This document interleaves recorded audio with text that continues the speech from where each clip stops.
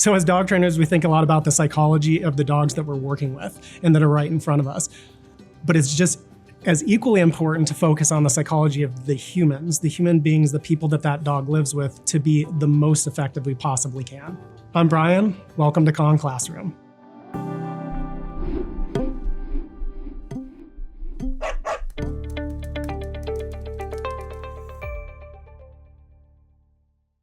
I think one of the biggest pieces of this for me is spending time around many different trainers over the year with varying levels of effectiveness with what they do. And one of the biggest pieces I always notice is the folks who focus on themselves the most and develop themselves and are constantly in personal development, making sure that their skills are up to date, especially their people skills.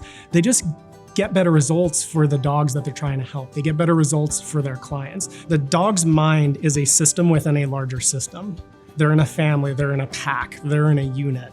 So really respecting that fact and understanding it's not just about dealing only with the dog, but helping the people as well, and helping that system to properly integrate has amazing, amazing, amazing effects. The first thing that we really want to look at is creating a robust psychology, again, where we have calmness and adaptability in very demanding situations. And so there's a few ways to do this and a few pieces of this that we can put together, components, if you will. The first one for me would be, as dog trainers, utilizing meditation and making sure you do it first thing in the morning. If you think about when we use computers, we might have 15, 20 Internet Explorer windows open, right? We have lots of internet windows open and the computer is processing through different programs and it's just a lot of stuff running in the background. And what they can do is bog down the central processing unit. But if we close it down, we kind of restart the computer, we reboot just like we might do in something like meditation, can really help us to come back online, be fresh, and meet the day the way that we need to. Mindset to me is, it's definitely a choice. It's also something that we study for. It's something that we apply ourselves to.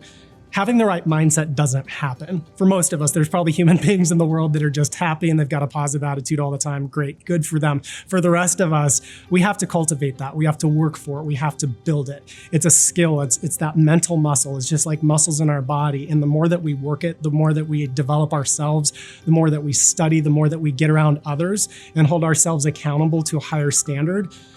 Again, that's strengthening this muscle up top, because we need to create, again, a calm, adaptive response, even in really difficult, demanding circumstances. Nutrition's big. You know, I've had times when I act like this isn't gonna affect me. I can eat all these crispy cream donuts because I love them and I'm not okay. And it's not okay. So focusing on nutrition, giving it the due attention that it deserves, and recognizing how that affects our biochemistry and our states of mind. And what that leads me into is the next piece, which is really key. We need to stress ourselves. We've got to stress ourselves. We have to put ourselves in crazy situations, particularly if you're a dog trainer and you're going to be competing with your dog. That is a pressure cooker situation. Unless you just naturally thrive off of the pressure, a lot of us, we're going to get nervous in that situation. One of the things that can really help is take an extension of our exercise regimen. Put yourself in the pressure cooker, because your body and your mind have to adapt. They really have to adapt. The more you do that, the more it becomes natural to function within high stakes situations. We can get so busy as just human beings that we go from one situation to the next, and we don't really slow down and take time to transition and prepare ourselves mentally for what we are going into next. Now, as trainers, we tend to do this pretty naturally with dogs, especially if we're in, the shelter world doing something like that. Such different needs and personalities. So we might be working with a dog that's crazy off the wall excited, or they're really, really reactive. We tend to prepare ourselves before we walk in and work with that dog. And subsequently, we prepare ourselves before we walk in to work with the next dog who we know is a little shy and shut down and needs some more coaxing and encouragement. That just takes a different quality and a different state and a different presence. So before we walk into each situation, one thing is just getting in a habit of transitioning. Before I walk in, how do I need to walk in and what do I need to bring to not only this dog I'm working with, but how do I need to show up for this owner that I'm about to interact with to help them get the best results possible. I'm Brian. Thanks for joining us in Kong Classroom.